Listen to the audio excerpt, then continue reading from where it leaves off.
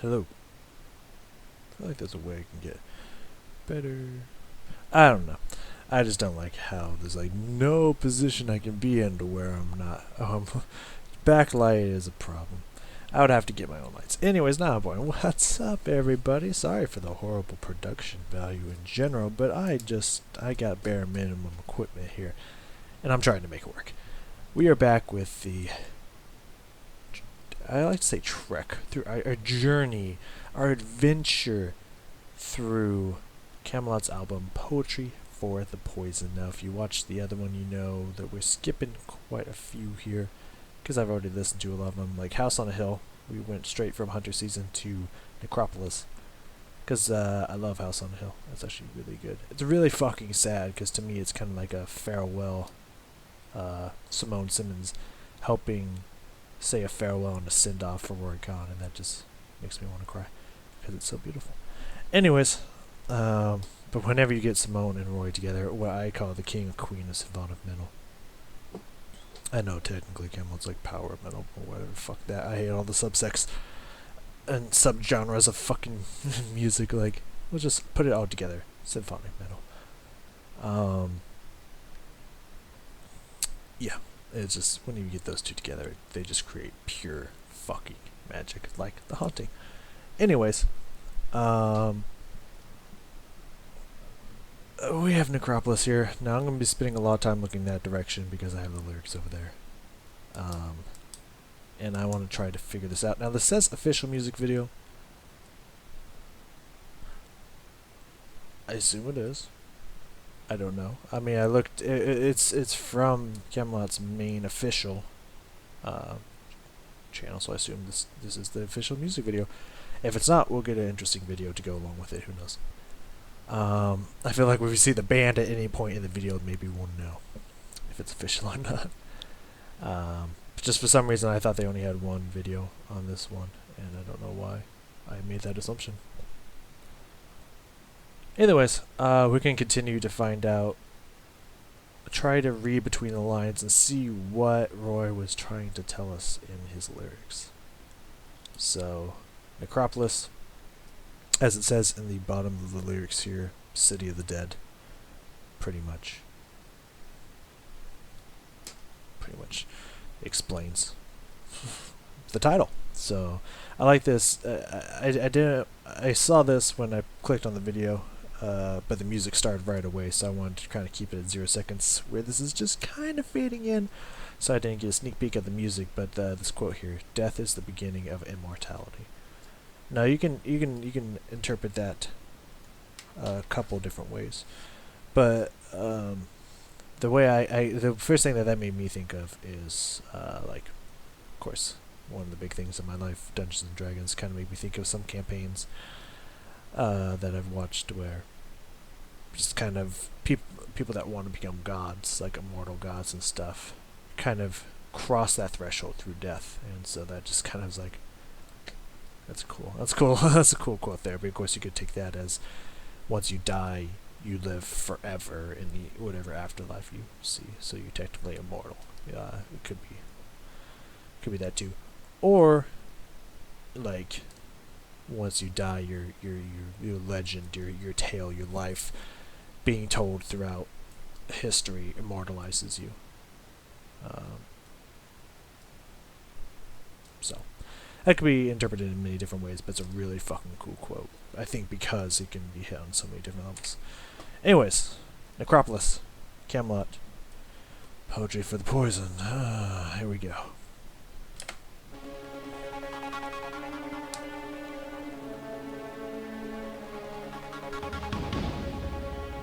It's a cool start. It's a cool start.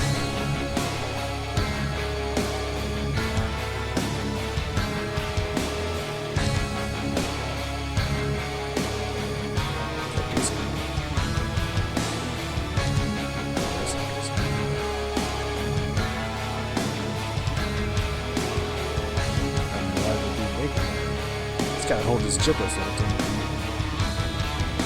Sun shines, swell life, so can another day. All that I need, reason to go. You and I could fly away, we'd go up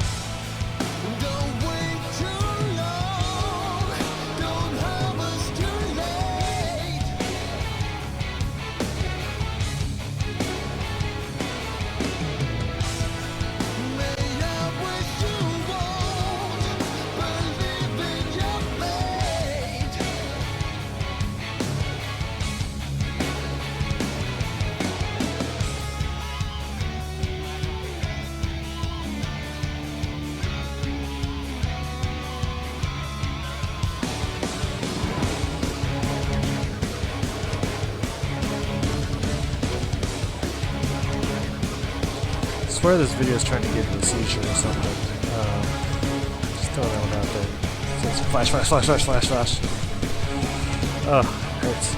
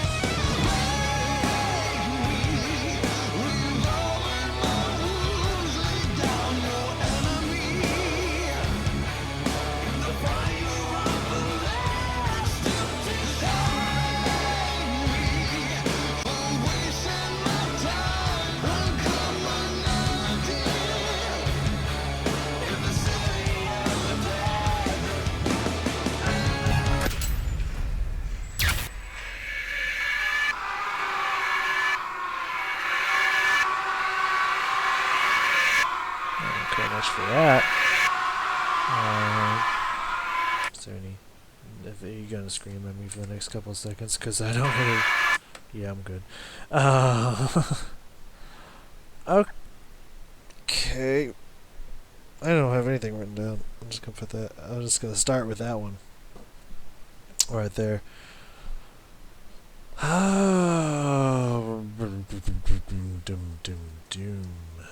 Doom.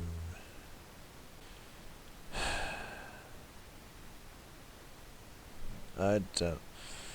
How do I describe my feelings on that song? I didn't truly understand the music video. If I'm gonna take a stab in the dark, first thing before we get into that, I'd say I love it's like his go-to every time that Tommy Youngblood, Mr. Thomas Youngblood, does a guitar solo. He always looks like directly up. He always does the same thing, like just like lifts his head up and stuff. It just I don't know, that just amuses me. And then then another comment is he always look at fucking strings and the fretboard and stuff, just be like, just like, see what I'm doing here. I don't know. It just amuses me.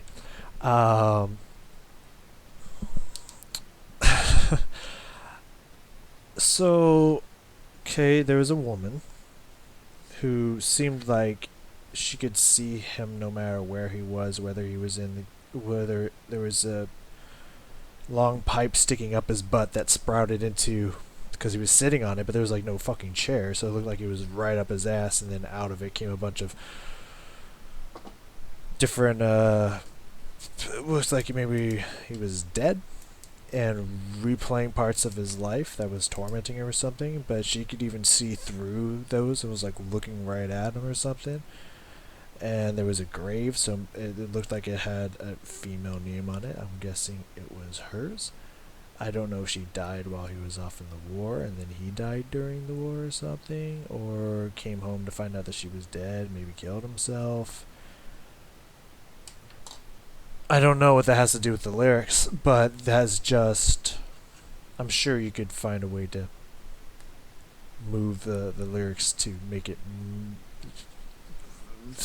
make sense during the video, but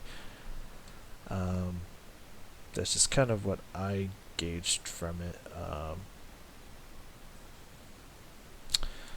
Now let's talk about these lyrics, shall we? I want to talk about this, and then I want to see if I can look up what the meaning is behind this. So, I don't know what it is. I feel like not only the lyrics, but the way that Roy Khan meters out his lyrics in this album, or at least a lot of these songs that I didn't care for when I listened to in this album, they just feel like he's just throwing words. It's just like, okay, I have what I want to have is the lyrics, okay, let's throw that one here and these ones here. Like it doesn't meter up. That's fine. Let's throw these ones here. It just seems like he's throwing it at the music and just be like, okay, I'm just gonna put these words in here. They don't feel like they flow to me personally, and they don't feel very strong. Let's read this first verse here. Also, I swear that fucking music video was trying to give me a fucking seizure or something. Like, fuck, dude, did you need that many flashes and 0.5 second cuts between each scene? Like, fuck. Hey, I think my eyes are still adjusting.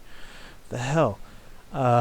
Sunshine, swell life, soak in another day. All that I need is a reason to go. You and I could fly away. We'd go up and never come back down from heaven, you know. Just those last two words. From heaven, you know? Where else would we be? It just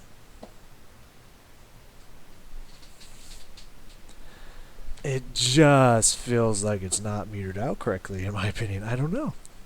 I always have to add my opinion in there because some people forget that that other people's thoughts are not law. Like what we say doesn't mean this is how it is. Just to me, it doesn't feel like it's metered out, and just some of the lyrics just feel so fucking weak to me, and I don't know why that is. Wake me, revolve in my wounds, lay down your enemy on the altar of refined deception. Just take those individually, they make sense. Put all that together and it really just sounds... God, I gotta fix this lighting or something. Was I gonna put something on there? I don't know.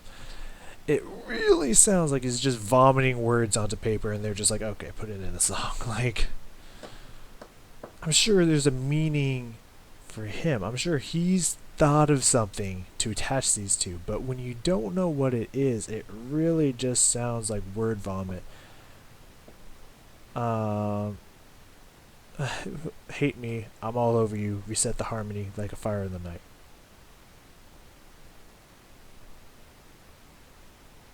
There's a fire... I'm trying to think of how a fire in the night can reset harmony. What is... like a campfire? You reset the harmony with someone else? Or maybe resetting the harmony of nature? It's a wildfire burning through the night? Or... the fuck does that mean? Now, the first two make sense together. Hate me, I'm all over you. Like... That makes sense to me. I'm liking those. But then the last part, just pushing closer, east side silence. West side. One last warning, west side. Oh, there's west side. Let all be friends. Every nation, thank you for putting down your arms. Okay, now that part, I mean, first off, again, it just sounds like word vomit. But at least that kind of makes sense to the military part that we were seeing here. I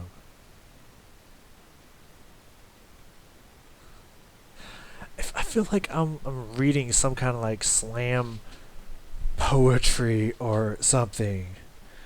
Like pushing closer, east side, silence. One last warning, west side. Let all be friends.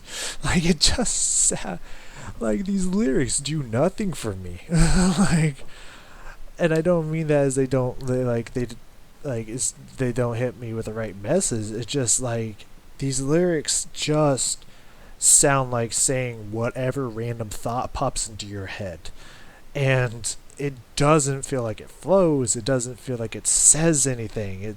It just sounds like a garbled mess. And it's just why I don't like it. I don't know. There has to be something I'm missing. There has to be something I'm missing, but I don't know what it is. It's probably gonna be breaking here because I'm gonna go. I'll cut here, but I'm going to go try to find the message behind this. If anyone's been able to decipher what this means, if I can look at the lyrics again and then understand whatever it is I'm missing here, because it just, I don't get it. So, I didn't find the meaning of the song. One person, but it was a random person, not, any kind of like general consensus. One person guessed it was about the Cold War. Talking about East Side and West Side.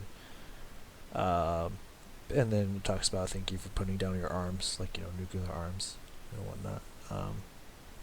So it's theory that it could, war and whatnot. It doesn't explain what the fuck was up with the video with the girl and the dude. Maybe it was just like what happens in war on both sides, those who fight and those who don't. I don't fucking know. But what I did find interesting was a review. There was many reviews on this website, metalarchives.com apparently. The review for Poetry for the Poison. Even the person who wrote it gave it 96%, which is one of the only people that actually made it that high. It just starts out with some fans of Kamelot tend to dislike Poetry for the Poison for a few reasons, and then he lists them. And I don't necessarily agree with them. It's like because it's not power metal anymore. It's for gothic metal, so people don't like it because it's not power metal. It's like I don't think that's what it is. But it's a good idea. And this person rated it 20%. Titled it "What Happens When a Good Band Runs Out of Ideas." This person fucking rips this one apart. He even starts with, where to begin? I'll start off with the high points, of which there are not very many. Ooh. Talking about how the Great Pandemonium and Necropolis, Necropolis, are the only songs that they enjoyed. I didn't even enjoy Necropolis, if I'm being honest with you. And he goes on just to say, Great Pandemonium is the only, and I mean only, memorable song on this album, which I disagree. I think House on Hill is fucking amazing. Once Upon a Time has such an incredibly generic chorus, it would be laughable if it weren't so sad. I mean, I don't know, as I'm not trying to shit on this album. I'm really trying to find something redeemable about this, and the music was still pretty good. I feel like it was really just trampled on by just how bad the lyrics are. Like,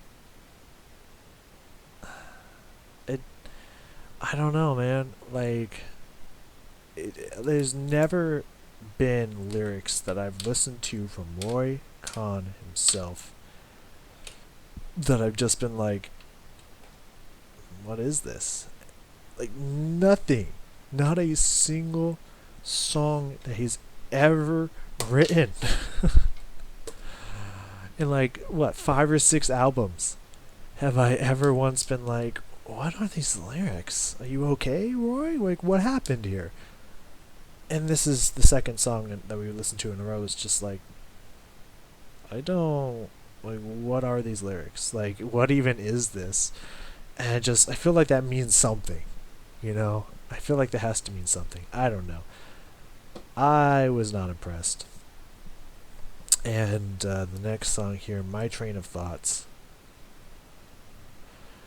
hopefully can change that in some way, shape, or form. That's all I'm going to say about this one. Like, I honestly wanted to come into this album thinking I'm older now. It's been at least 8 or 10 years since I've listened to this album. I'm older now. Maybe I can come into this with a more, I think 8 years, a more positive outlook and try to find something in here. And it's not there. It's just not there. I'm not finding it yet. Of course, there are some songs that I do really enjoy in this album. Again, I do enjoy Great Pandemonium, If Tomorrow Came, The Zodiac, and House on a Hill. I do enjoy those 5 songs. I think that was 5. But that's the first 5 songs. Okay, not the first 5 songs. That's not counting Dear Editor. So 3, 4, 5. Maybe 3. Maybe 4. 2, 3. Yeah, 4. I do enjoy those 4 songs, but not any of the other ones. Interestingly enough. So I don't know. I'm gonna take a second. I'm gonna go walk around for a second. Come back with a fresher head. Try to get these negative thoughts out of here and see if my train of thoughts can lift it back up. I don't know.